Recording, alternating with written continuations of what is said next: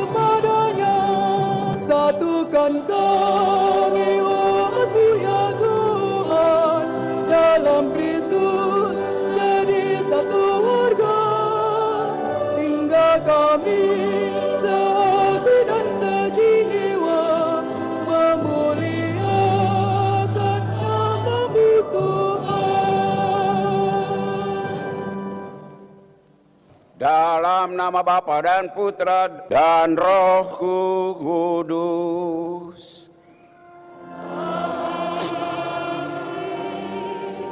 Semoga rahmat Tuhan kita Yesus Kristus, cinta kasih Allah, dan persekutuan Roh Kudus bersamamu.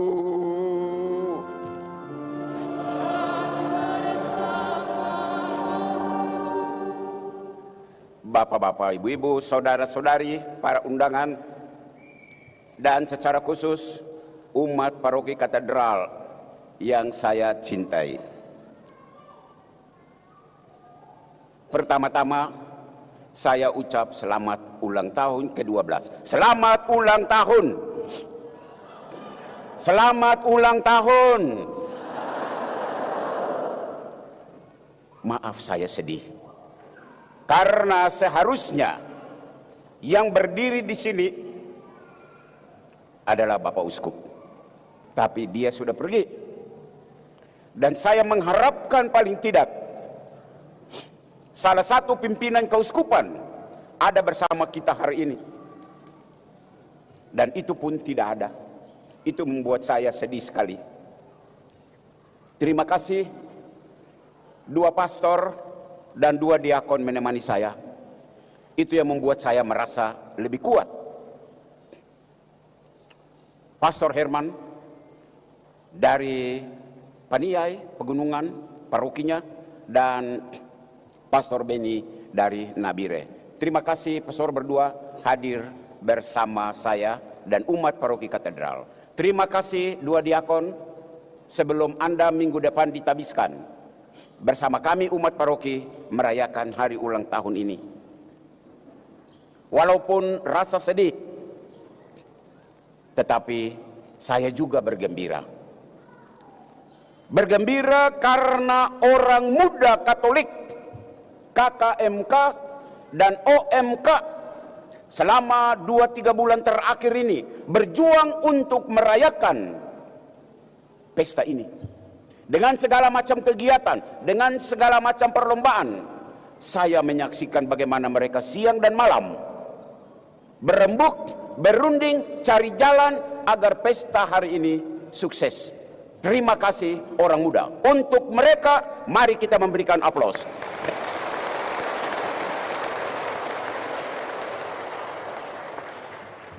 Dan akhirnya saya juga bersyukur.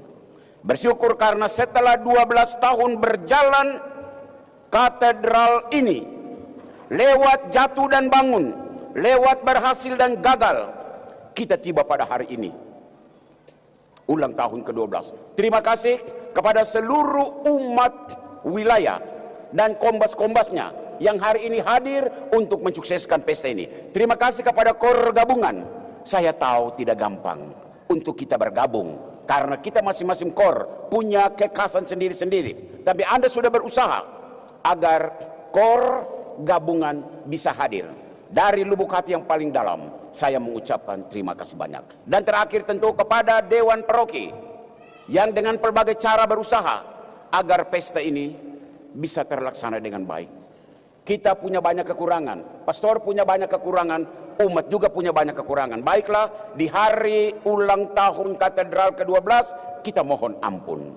Kita katakan, Tuhan, kami berniat baik, tetapi ada kalanya kami lemah. Tuhan, ampunilah kami. Yesus Guru, kasihanilah kami.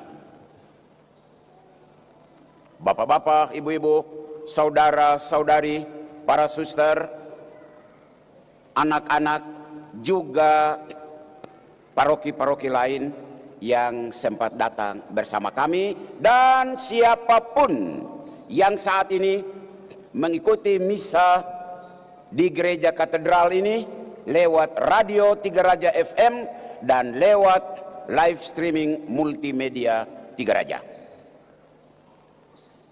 Injil yang dibacakan ada banyak pokok permenungan, tetapi saya di hari spesial ini berangkat dari pengalaman di paroki ini. Paling tidak selama 12 tahun ini saya memilih seruan orang Samaria dan teman-temannya 9 orang kusta lain. Yesus Guru, kasihanilah kami. Nah, hari ini kita merayakan HUT ke-12, konsekrasi gereja katedral Tiga Raja. Berbicara tentang gereja, kita berbicara tentang umat Allah. Siapakah itu umat Allah? Umat Allah adalah warga orang beriman yang tergabung dalam komunitas basis, kombas, wilayah, dan yang tergabung dalam komunitas kategorial. Semua kelompok ini bergabung jurus membentuk satu unit paroki. Dan paroki kita katedral terdiri dari umat beriman yang ada di kelompok-kelompok itu. Di hari ulang tahun paroki ini, saya ingin bertanya, apa kabar umat paroki katedral? Sudah 12 tahun kita berjalan bersama, saya adalah saksinya. Sudah 12 tahun kita bergandengan tangan, saya adalah saksinya. Sudah 12 tahun kita melangkah seirama, saya adalah saksinya. Kita melangkah bersama dalam mensukseskan visi misi Dewan Paroki setiap periode. Dan khusus untuk periode yang sekarang ini, visi misi adalah membangun paroki mandiri. Dengan fokus menghantar altar ini kepada umat dan kesehariannya. Sebaliknya, menghantar umat dan kesehariannya datang ke altar. Ini visi misi Dewan Paroki yang saat ini ada. Dalam proses yang sedang berlangsung ini, ada begitu banyak pengalaman selama 12 tahun gereja ini diresmikan. Ada yang lahir, ada yang meninggal. Ada yang berhasil, ada yang gagal. Ada yang sehat, ada yang sakit. Ada yang suci, ada yang berdosa. Semua itu ada, tergabung dan membentuk komunitas-komunitas di paroki katedral ini. Nah, mari kita masuk dalam Injil. Injil hari ini bercerita tentang 10 orang kusta. Dan pastor mau ingatkan, ada kusta fisik. Itulah luka di tubuh fisik yang kelihatan, yang tampak. Jangan lupa, di hari ulang tahun ini pastor kasih ingat, ada kusta rohani. Itulah luka di tubuh rohani yang tidak terlalu nampak dan samar-samar. Maka di hari ini pastor mau menyampaikan sama seperti kusta di tubuh fisik yang menakutkan itu. Luka yang menyakitkan, luka yang busuk dan berbau, luka yang tampilannya seram, berwajah singa, luka yang membuat orang enggan untuk mendekati dirimu, luka yang membuat orang tampil tidak percaya diri. Sama seperti luka di tubuh fisik itu, begitu pula kusta rohani yang menggerogoti identitasmu sebagai orang Katolik, orang beriman di paroki katedral ini. Seperti apa luka rohani itu? Luka perceraian yang menyakitkan. Saya pastor, saya adalah saksinya di paroki ini. Luka perselingkuhan yang busuk dan berbau, saya adalah saksinya, saya pastormu. Luka korupsi yang merusakkan nama dan kariermu, saya pastormu adalah saksinya. Luka pertengkaran dan permusuhan yang menyebabkan engkau tidak gampang bergerak untuk bersosialisasi dengan warga yang lain karena bermusuhan. Itu kusta rohani. Nah, pengalaman selama 12 tahun perjalanan warga gereja yang bernaung di bawah sombar gereja katedral ini, pengalaman itu mengisahkan bahwa ada begitu banyak warga paroki ini yang tentu tidak sakit kusta rohani. Saya tahu banyak orang hebat-hebat, banyak orang baik, banyak orang suci, banyak orang berkemauan baik. Tetapi pastor tidak menutup mata bahwa cukup banyak warga paroki yang sudah terinfeksi dan menderita sakit kusta rohani itu. Maka di hari perayaan HUT ke-12 konsekrasi katedral ini, pastormu menghimbau kepada semua warga paroki, utamanya warga yang sakit kusta rohani. Kepada warga yang sehat, rohani jasmani, pastor mau sampaikan, melangkah dengan pasti ke depan. Masuklah di hari ulang tahun ke-13, 14, 15, sampai 25 pesta perak. Tetaplah menjadi warga yang sehat, terbebas dari kusta rohani itu. Tetapi bagi mereka yang sudah terlanjur terinfeksi kusta rohani di hari ulang tahun ini, pastor menyampaikan gereja tidak meninggalkan dirimu. Gereja siap untuk merangkul engkau seperti Yesus hari ini merangkul semua 10 orang kusta. Maka himbauan pastor adalah himbauan pertama, kau sadarlah bahwa kau sakit kusta rohani. Persoalan muncul karena banyak orang kusta tetapi tidak sadar bahwa dia sakit kusta. Ini persoalan. Sadar, karena sakit itu Anda tampil tidak lincah, Anda dihinggapi pelbagai rasa. Dan dengar, rasa yang saya dengar langsung dari umat, apa? Rasa malu. Saya tidak ke gereja karena saya tidak komuni, karena saya punya masalah. Orang lain maju komuni, saya duduk. Jadi ya sudahlah, saya tidak usah ke gereja. Ini rasa malu karena engkau sedang menderita sakit kusta itu. Rasa kurang pede, lalu pergaulannya terbatas. Keluar dari rumah, lihat kiri, lihat kanan, jangan-jangan ada orang lihat saya, lalu melangkah juga was-was. Kau tidak percaya diri karena engkau sedang menderita sakit kusta rohani itu. Rasa jadi objek sorotan. Dia tampil, tapi nanti orang omong apa. Bikin kegiatan ini, nanti orang omong apa. Nah, himbauan pertama dari pastor, kau sadar bahwa engkau sedang sakit. Sadar. Sadar. Itu langkah pertama.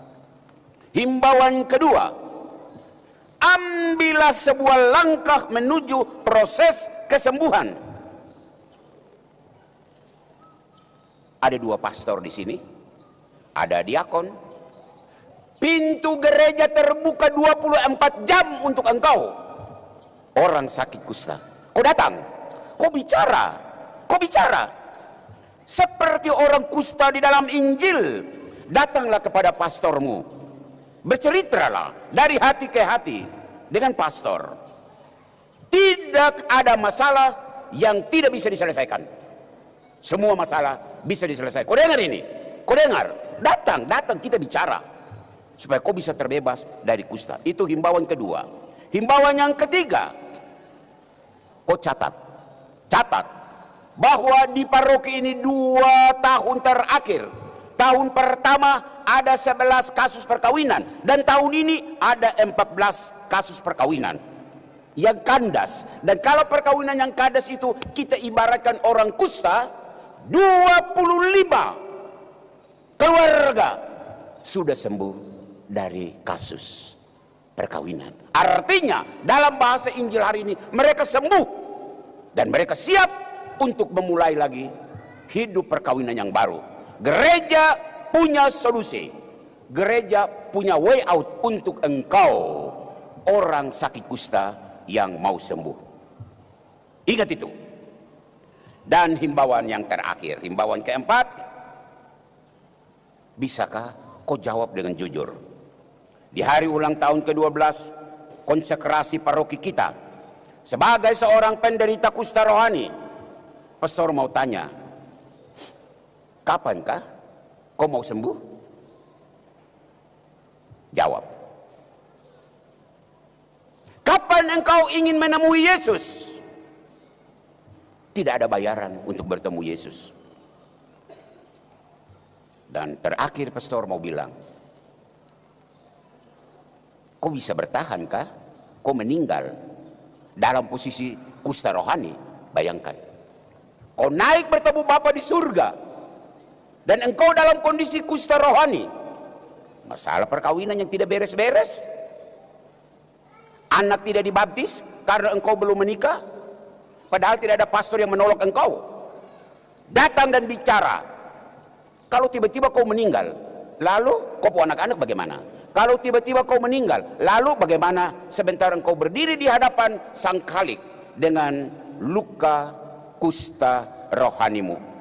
Kau harus badan bersih saat engkau ada di peti mayat dan diarah ke sini, engkau siap untuk bertemu Bapa di surga. Bapak, Ibu, saudara-saudari yang terkasih, semoga saat ajal kita tiba, kita sudah bersih dari kusta rohani itu. Tuhan memberkati kita, Tuhan memberkati seluruh umat paroki katedral dalam segala kesucian dan kedosaannya. Amin. Amin. Amin. Kita hening sejenak untuk merenungkan firman Tuhan ini. Agunglah misteri iman kita, penyelamatnya, selamatkanlah kami, karena melalui salib dan kebangkitanmu, engkau telah membebaskan kami. Shalom, Amolongo, Nimo Witimi. Selamat siang Pastor, Suster, Bapak Ibu, seluruh umat katedral yang terkasih. Selamat pagi, salam kasih Yesus Kristus. Perkenankanlah saya, Januarius Renyaan, menyampaikan sambutan mewakili panitia HUT ke-12 konsekrasi Gereja Katedral Tiga Raja Timika. Begitu besar rahmat kasih Allah, sehingga Dia menghimpun kita kembali umatnya dalam paroki Katedral Tiga Raja Timika. Kita telah berjalan bersama melalui pergumulan dunia dalam menghadapi pandemi COVID-19. Kita bersyukur karena kita menjadi saksi sejarah, berhasil melalui pandemi COVID-19 dan juga bisa merayakan momen hari ulang tahun ke-12 konsekrasi Gereja Katedral Tiga Raja Timika. Pandemi yang telah kita lalui semua membuat kita menjaga jarak, memakai masker, dan menggoncangkan pula budaya sosial di semua belahan negara, termasuk di Indonesia, lebih khususnya kita di tanah Papua. Demi mencegahnya menyebarnya pandemik, berbagai elemen masyarakat baik dari pemerintah, gereja dan tokoh-tokoh agama, swasta, institusi berusaha membuat penyelarasan dalam kehidupan. Gereja juga sebagai orang yang percaya, tetap memegang teguh imannya kepada Kristus sambil menyesuaikan kehidupan beriman. Fides et ratio, iman dan akal budi. Keduanya saling berjalan dalam setiap kehidupan beriman kita. Dalam tahun ketiga setelah pandemi, pastor paroki dan dewan pastoral ingin membangun kembali roda kehidupan pelayanan, program-program yang sebelumnya sudah berjalan di paroki kita yang sempat terhenti.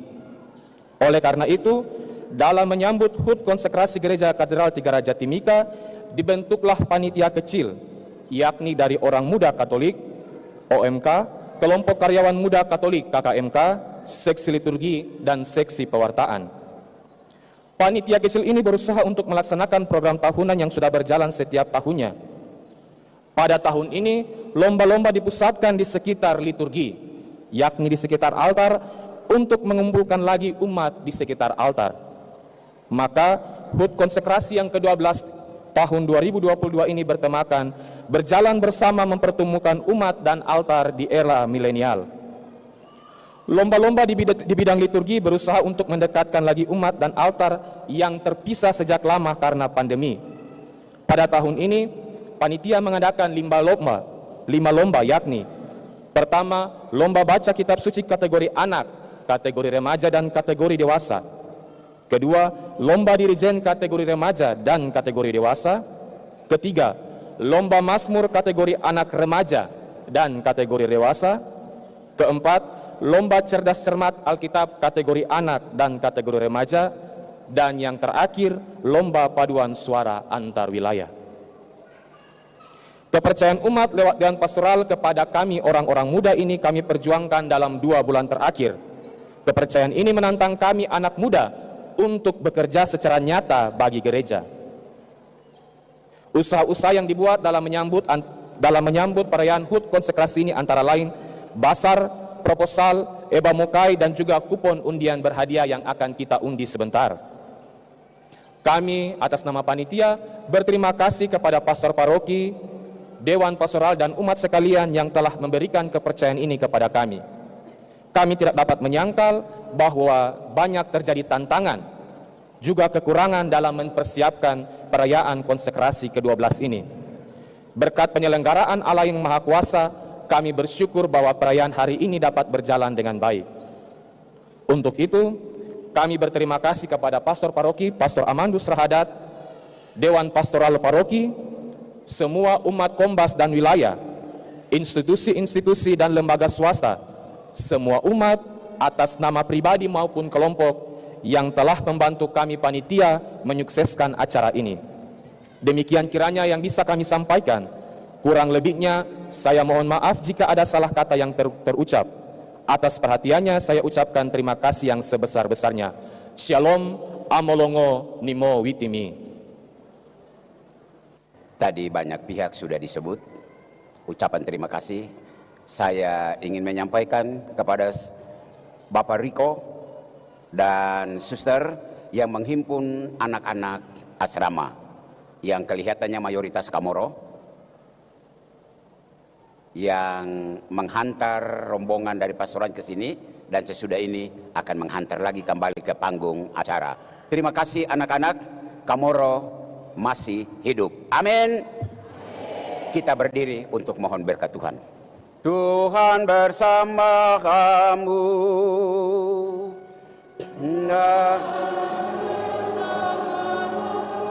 Semoga Allah yang Maha Kuasa memberkati saudara sekalian, Bapa dan Putra dan Roh Kudus.